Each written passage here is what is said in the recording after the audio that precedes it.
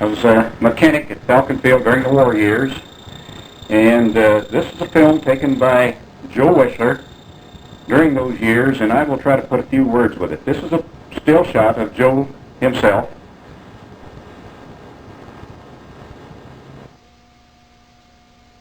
This is the airport side view of the administration building and the control tower at Falcon Field. Probably what occurred in the control tower. Here's a shot of the windsock on top. This is a parking lot side view of the administration building. Still work going on along the sidewalks. This is in the early stages of the war. This is the arrival of a group of RAF cadets at Falcon Field after their trip from Southampton to Montreal and on down to Falcon Field. Their trip from Southampton to this continent was by the Queen Mary. Here they are packing their bags off to the barracks. Their favorite place was at the mess hall. Here we are refueling the Stearmans out on the Stearman line. One of the students getting ready to taxi out. They're about ready to start this one up. Here they go. Engine is started and running. Sending the cadet on his way.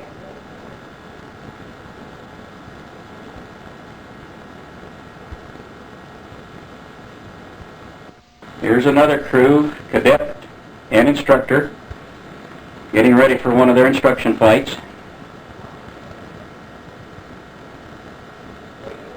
Here's the starting crew winding up the old inertial starter. This is a real muscle builder here. After it's wound up to its maximum speed, they pull the lever, which turns the propeller over, and the cockpit crew turns on the ignition and starts the airplane, starts the engine. Here they are taxiing out.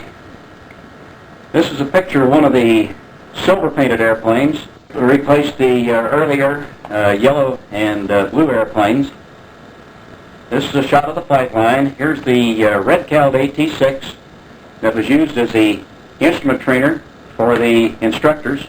It was not used as a regular training airplane due to the trying to save the instruments. Here's Stearman BP-5, the instructors briefing his students prior to a flight. Here's BP-28 after a less than perfect landing and probably a little bit of a heavy application of brakes. Ground crew riding it back up on its wheels again. This seemed to be a fairly regular occurrence. We got a lot of practice riding them back up, both the PT-17 and the AT-6. There's the boys checking the damage done to the tarmac. Looks like it's in need of a little bit of repair. And this is a view of the cleaning crew performing their evening and nighttime duties. The airplanes were kept in immaculate condition as far as cleanliness is concerned. This was usually done after hours, after the airplanes were through for the day. Most of this type work was done outside the hangar, usually in the open area. This is the original Army Air Corps paint job, the blue, yellow with the candy stripe rudder. This was replaced later on with the silver-colored airplane. Here's the 20th Century Fox filming crew filming a BT-13 undergoing maintenance. This is all part of the film The Thunderbirds. And here's someone propping Frank Clark's Boeing PT-12 prior to the segment of the movie The Thunderbirds. And in a few minutes you'll have a few shots of Frank putting this airplane through its paces in the vicinity of Falcon Field. It has been rumored that Frank Clark flew the PT-12 through one of the hangars at Thunderbird 1. Here he is, upside down, coming in over one of the hangars. There he is returning. Note the camera on top of the wing. And this is some scenes from the Thunderbirds. Shows the American, British, and Chinese cadets in formation.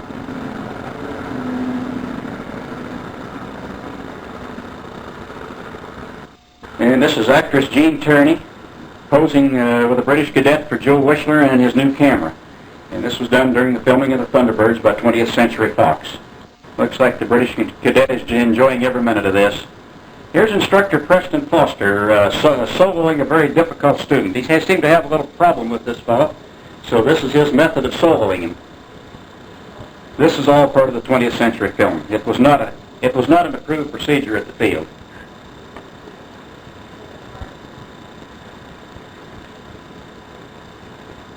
And this again is more scenes from the Thunderbirds.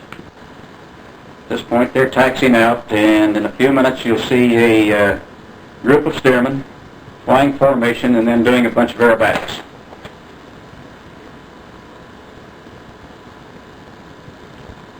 Here's 3 of them now in formation on takeoff.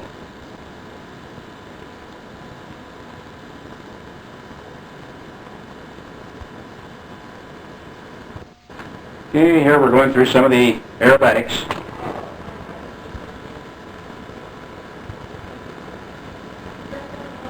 Looks like a slow roll in this case.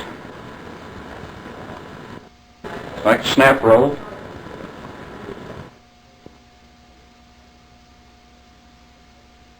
And it looks like we're the upper end of a wing over.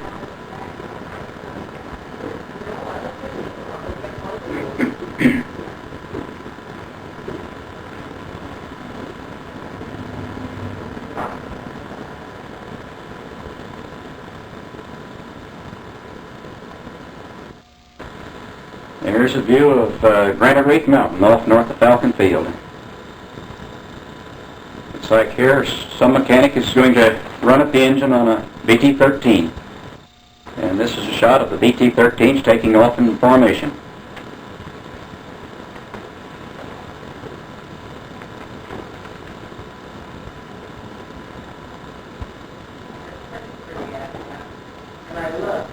And this is a BT-13 being started up after an engine change. Note the excessive amount of smoke coming out of the exhaust. And this is usually the indication of an engine that has been pickled after overhaul. So this is a new engine in this airplane.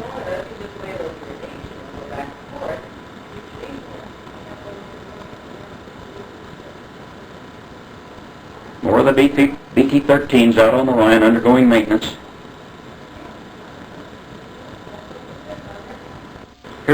This one's going through the 100-hour inspection phase, and at this point, all the dust and dirt that had not been shook out during maneuvers is removed here with the air hose and a brush.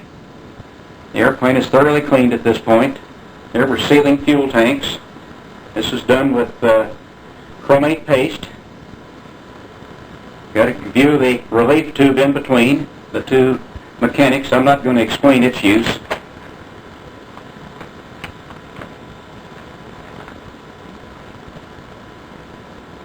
This is a view from the hangar out onto the field, Superstition Mountain in the background. Well, it looks like we've had a little bit of monsoon weather here. That usually occurs sometime after the 4th of July on up till the middle of September. Looks like this fellow's going to test it for depth here. Either that or see if his shoes leak. This is Wing Commander McKenna, posing by an AT-6. He returned back to Phoenix after World War II and practiced medicine. He passed away in November of 1969. This is Steerman Chief Pilot Mike Feudal. There's Lee Foster. And this is Floyd Hendrickson, who was head of the legal department for Metro Goldwyn and Mayer. Also in front of the T-6. Here's Ben Scott. Looks like Bill Walker with him. Doing a walk-around check of the T-6 prior to a flight.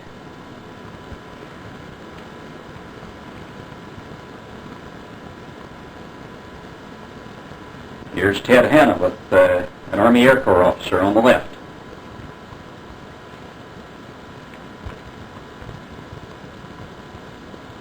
Here's Max Newman, one of Joe's foremen on the AT-6 program. Here's Les Ward. He's Joe Wischler's assistant at Falcon and also remained with him with the Southwest Airlines after the war. Bill Sims. This is Reed French, also one of the maintenance foremen on the AT-6 program.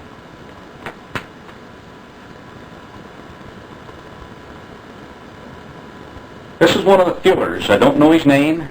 He's evidently pointing out an airplane that needs to be refueled. There's Earl Proctor. He was maintenance foreman on the PT-17 program. And he also went with Joe and the group to San Francisco on the airline. And this is Willie Willis, also one of the foremen on the PT-17 program. And everybody knows Al Storrs. This is Al Storrs, Director of Training at Falcon Field.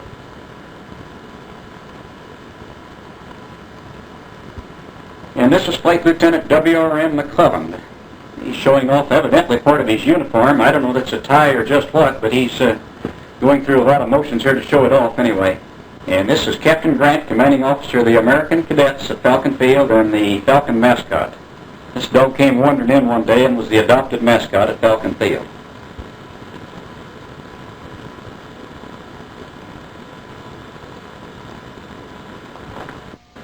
Here we're removing the engine cover from one of the AT-6s in preparation for some line maintenance.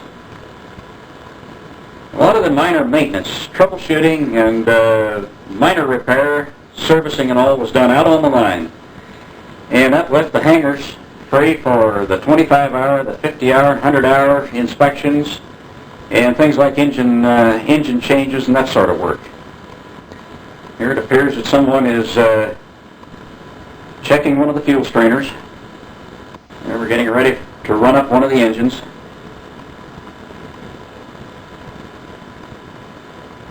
This is a shot of Chuck Whittemore in the tower at Falcon Field. Chuck also remained on as dispatcher for a good many years.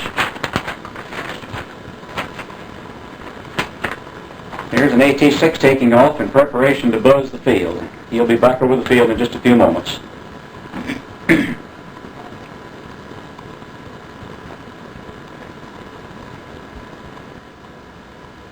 Okay, here he's making his first pass over the airport.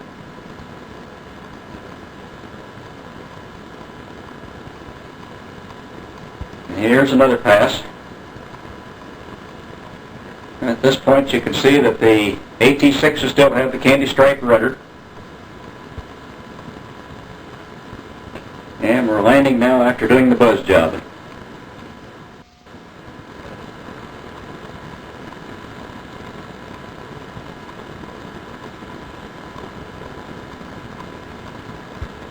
And I believe this is Mike Poyle climbing out of an AT-6 after a flight. Mike looks like he's had a hard day.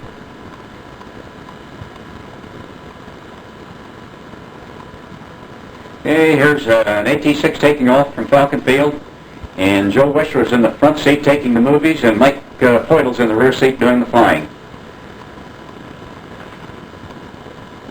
You'll notice we're going to go through quite a series of aerobatics.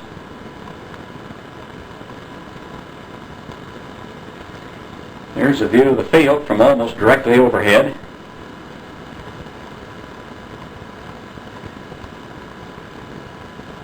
Looks like this is out over the empty desert and the dry Salt River bed.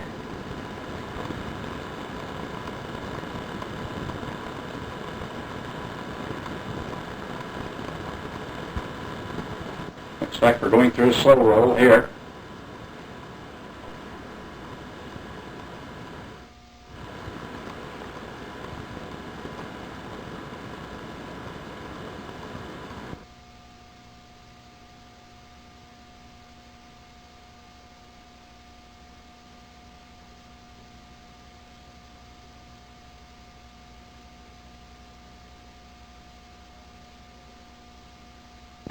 And this is a shot of Mike Poyle in the rear seat.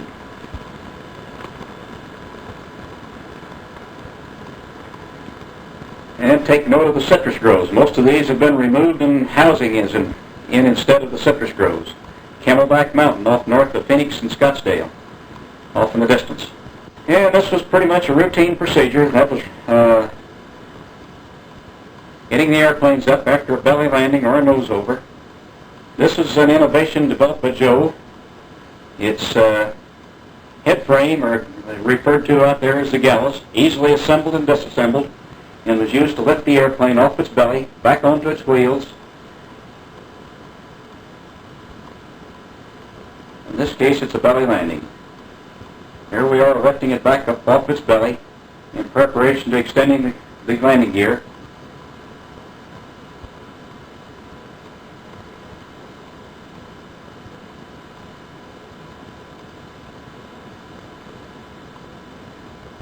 And this airplane was belly landed at the auxiliary field. So in this case, after the wheels are down, the gallows removed, they will remove the propeller and check the crankshaft for run out.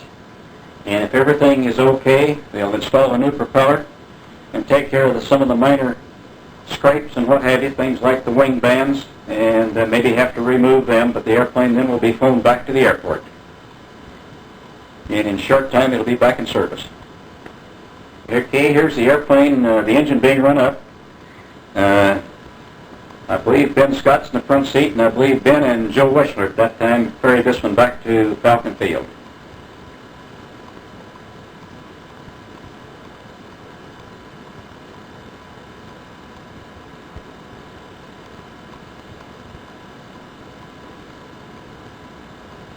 Okay, there's Ben Scott in the front seat.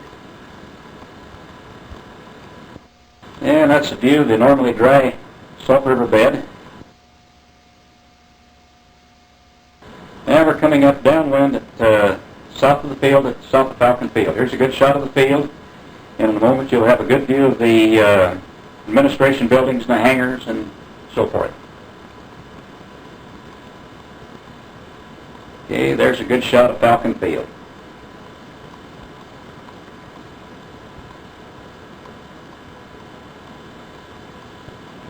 Okay, here's the airplane parked again in front of the hangar where it'll receive a little touch-up and back into service.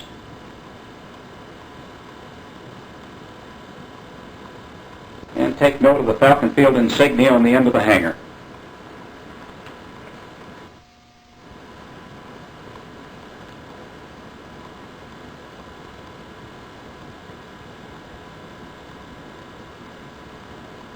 Here's a group of new women maintenance workers being checked out on the AT-6 by Dave Connors. During the war, they performed many of the functions of servicing and also helped with the inspections and did various jobs.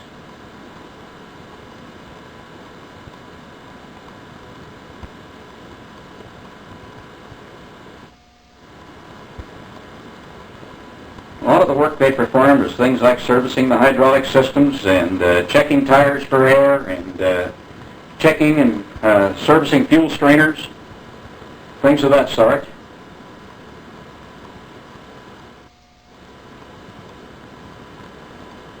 There's one of the lady cleaners polishing down the airplane. Here's another one climbing out of the tail section of one of the AT-6s.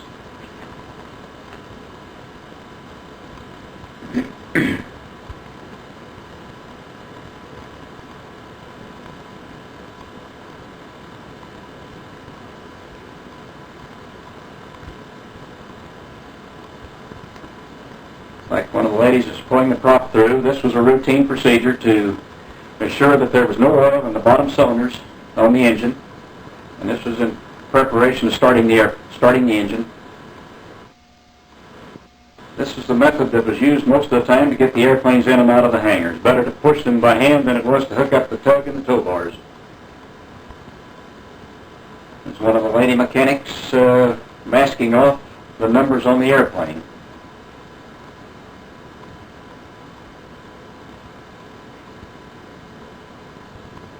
Incidentally, this was before the days of spray can paint, so they either had to be hand painted or the paint was daubed on in place, and looks like that's what they're going through here. It'll look pretty good when the masking tape is removed. This is a little series that was done by Joe Wischler with a little tape splicing and what have you. This lady appears to be getting ready to start up the engine, which time she'll taxi out, and from all appearances she will make a takeoff and flight around the field, land and taxi back in. But this is a little of Joe's trickery that he did from time to time, and as far as I know, none of the ladies ever were allowed to taxi the airplanes or things of that sort. But if you'll take note, Joe was very careful not to show the back cockpit on this airplane.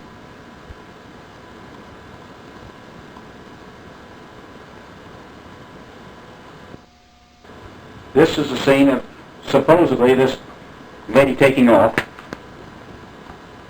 However, this was just another airplane in the routine flight around the airport.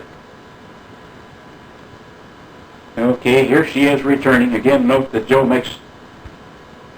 is very careful not to show the back cockpit.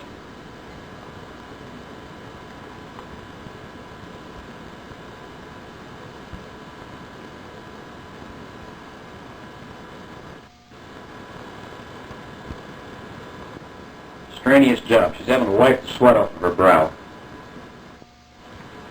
Here's another one of the nose-overs at the field. And this, they're going to try a new procedure developed by Joe Wischler, our superintendent of maintenance. In this case, they're going to remove a wing from one side and the tail surfaces from that side, retract the gear on that side, and roll the airplane back upright. And follow through, and you'll see how it's being done. All during this time, the airplanes continued on their normal routine. They were removing the tail surfaces from the airplane.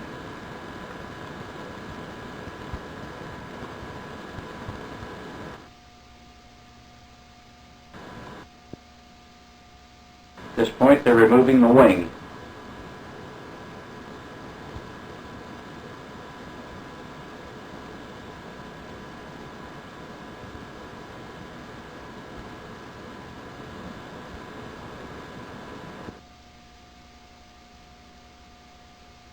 At this point, the gear will be on this side will be retracted.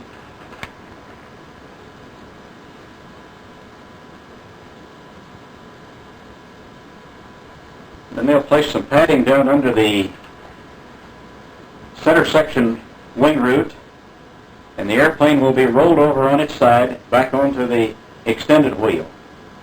This again shows the routine operation continuing on as if nothing had happened.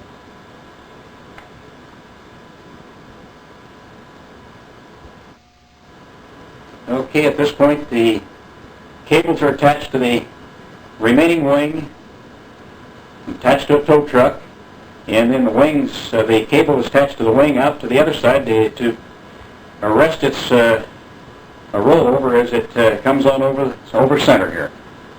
Okay, it's coming on over, back down on its wheel again. No worse for wear and tear. Short time it'll be pulled back down, the other gear extended, and towed back to the hangar for repair, and in just a few hours it'll be back on the line being used as a trainer.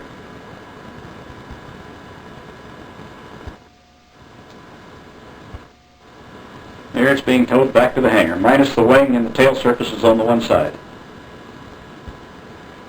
Here's a Curtis P-40, being started up by Squadron Leader McLaughlin, and he's going out to put it through its paces.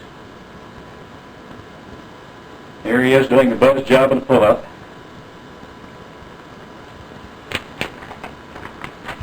And at this point he's done a loop over the field and pulling out just a few feet above the runway. Here he is with a pass by the control tower. Here he is taxiing in. Here he's getting out of the airplane. Another airplane on its nose.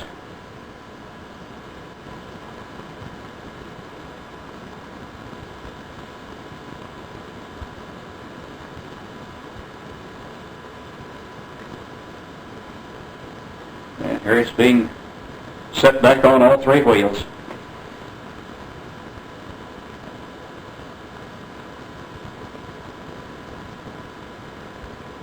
At this point again it's being towed back to the hangar where after a little bit of maintenance, prop change and what have you, and it'll be back in service.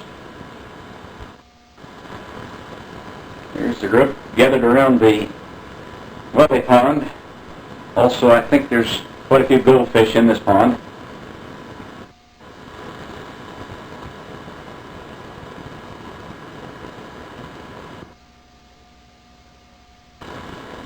Here it appears some of the RAF officers are escorting some visitor. At this point, I don't know who it is.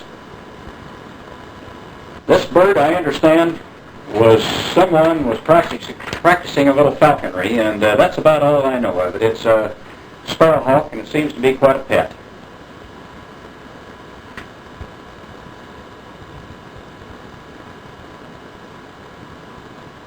I don't know whether he arrived on the scene on his own or whether he was raised by someone.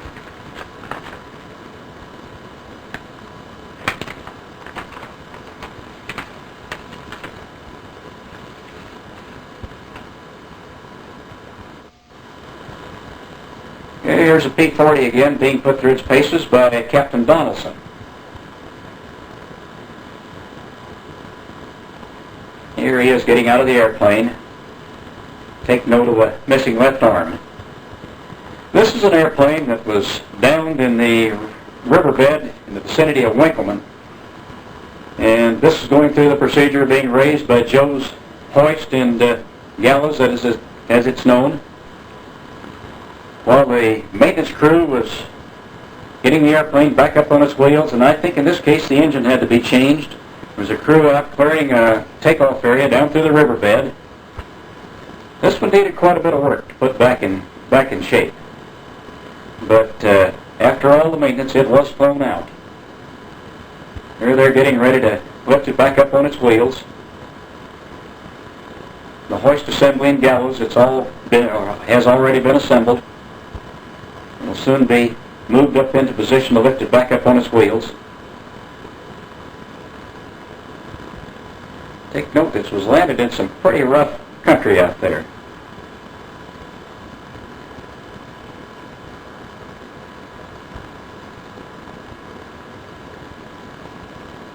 This is a curious cowboy that happened to ride up that day. It's like he and Mike Feudler are having a little visit out there. And this is after all the work was completed and the airplane's being flown out. It has its flaps wired up, and it'll be flown back with the gear extended. This is a device that Joe Wischler, Marty Bergman, and Dr. Neff built up. It's an emergency survival kit, and it's dropped by a parachute, and it was designed to assist some downed airman somewhere. And in this case, they're loading it into the airplane in preparation for one of its tests. We'll show you about 2 or 3 tests here.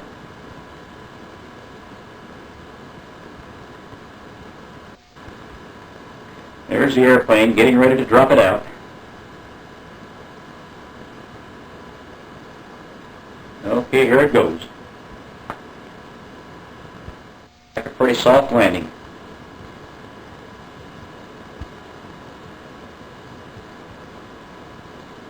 This is another try.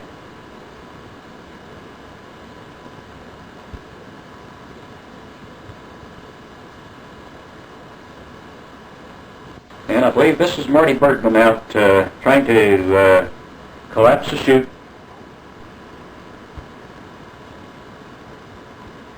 We understand that this was actually used one time to drop medical supplies to an Indian woman snowed in on the Indian reservation north of Winslow, Arizona. This is Mike Feudle taking off in aircraft 201. And the next several scenes will be during formation flight out over the valley in the vicinity of Falcon Field. It'll soon be joined up with another group of airplanes.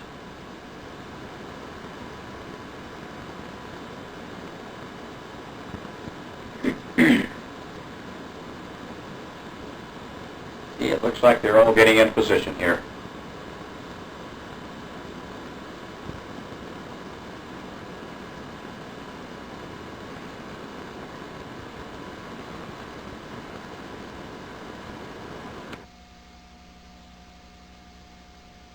Okay, they went back and landed in formation and then made another takeoff.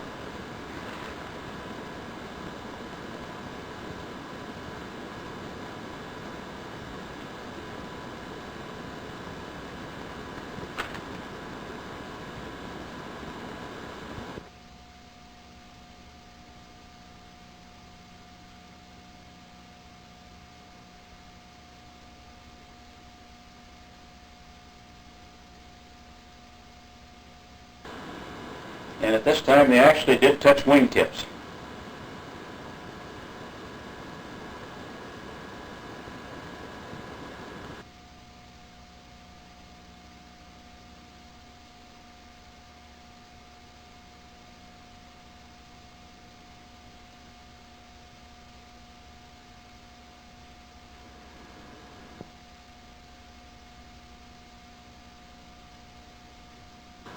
And again, some of the citrus groves in the vicinity of Falcon Field, most being replaced now by homes and businesses.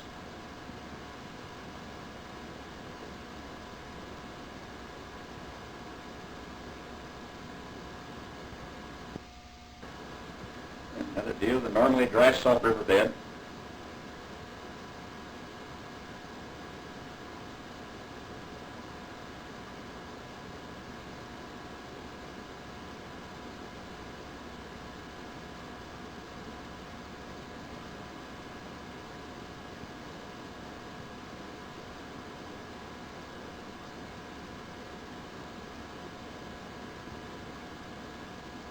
And Camelback Mountain in the distance, just north of Phoenix and Scottsdale.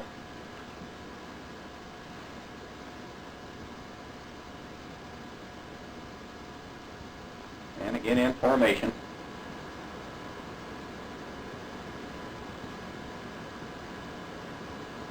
That's an excellent shot there. Peeling off.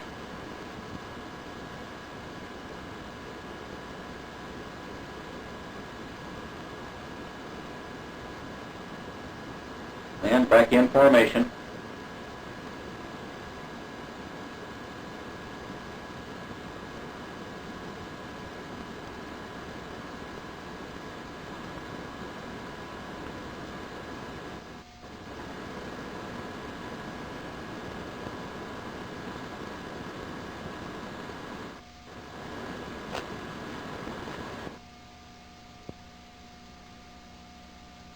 And this was supposedly a salute to Lord and Lady Halifax. That was done by the steerman.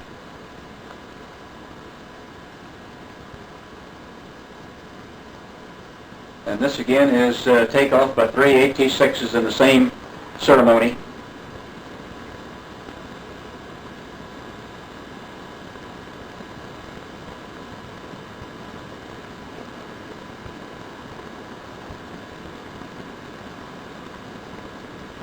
This was a flyby at that function. I believe they left here for a day or two and returned later, and I think there's more on Lord and Lady Halifax further on in this film. Here's these airplanes landing in formation.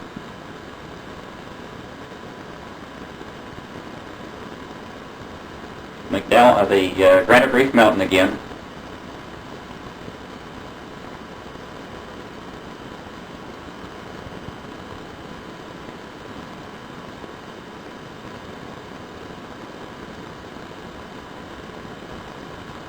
Okay, doing a slow roll.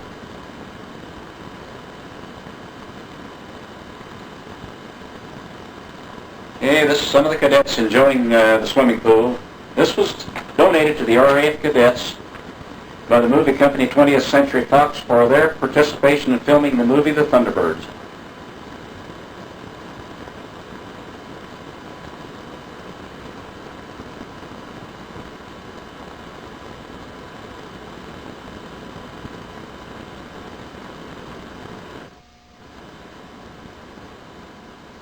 Okay, here's a takeoff in preparation for some more formation flying, and this time they will end up in the vicinity of Mount Humphreys, close to Flagstaff.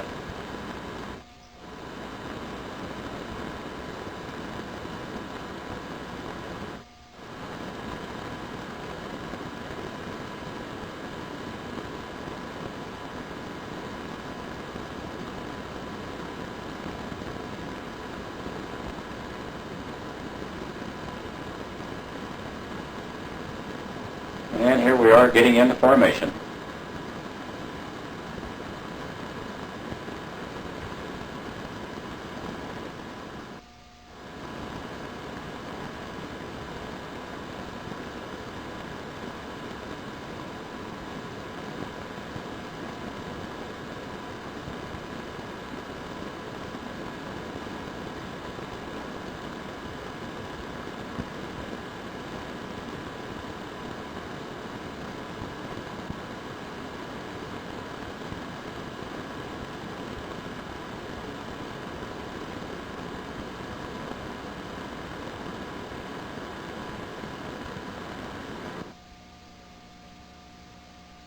There's a west end view of the famous Superstition Mountains, just east of Falcon Field.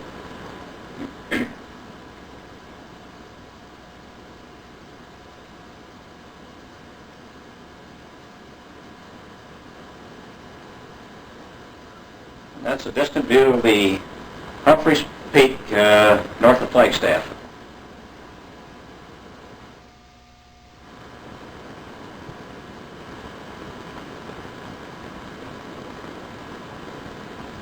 This flight will take us up over the Sedona, Oak Creek Canyon area, over Flagstaff, and up just south of Mount Humphreys, or San Francisco Peaks.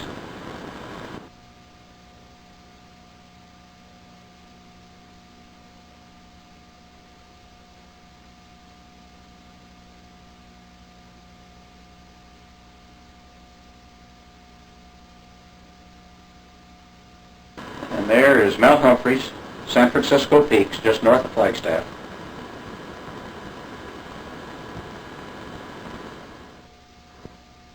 And this, we believe, is the city of Flagstaff itself. Flag being situated in the pines as it is, it's a little hard to pick out here, and it also looks like there's considerable snow on the ground. I think this is called A1 Mountain, just southwest of Flagstaff. This is back down over the Sedona area, just past the Red Rocks. Again, I believe that's Bill Williams Mountain in the distance there. At this point, we have several graduations. This is not just one graduation. It appears in this movie that several graduations are taped together, and noting that by the differences in uniforms, summer and winter and what have you. So bear with us and we'll give you what we can on it. Here's the RAF cadets marching to their graduation. And this is the termination or the climax of their training program here. This is the day they'll all receive their wings.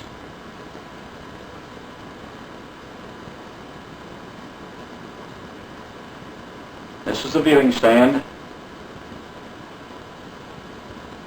The day that speeches are made, and everybody stands in line for long periods of time, waiting his turn.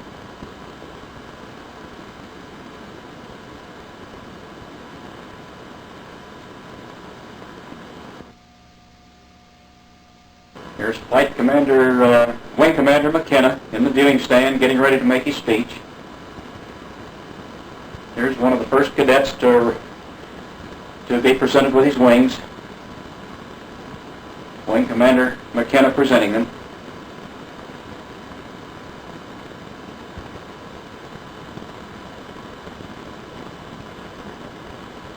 Later on in these graduation pictures, you'll see American cadets as well as British. The American cadets have already received their United States Air Corps wings, and they will also be presented with the RAF wings. The RAF trained Americans wore their American wings on the left side, and here's the Americans now, and the RAF wings on the right. Here they're being pinned on by one of the American officers.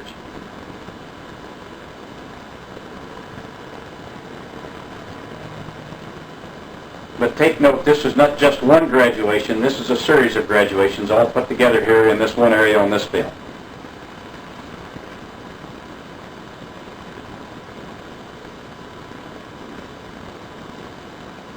And looking north now, over their heads is the McDowell Mountains, which is north of Scottsdale, Arizona.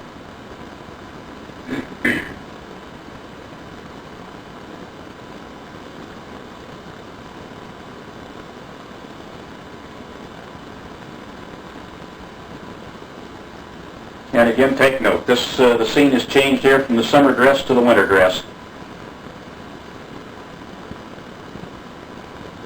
So this is a series of graduations, not just one. And this is a shot from above the viewing stand.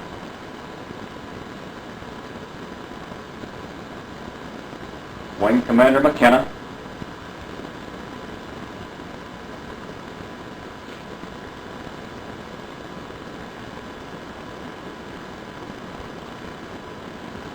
And then at this point, you'll see a combination of RAF and American cadets marching in formation. And this is the Lockheed Hudson converted to a passenger airplane that brought Lord and Lady Halifax to Falcon Field. This is their return trip, which is they've spent a little more time, a little more extensive than the first quick trip through.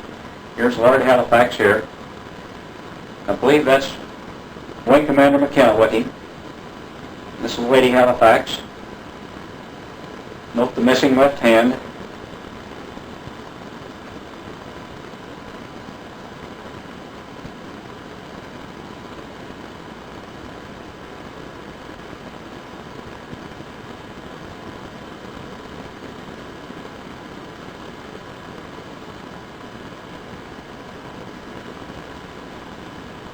And this is proceeding up the walkway to the administration building.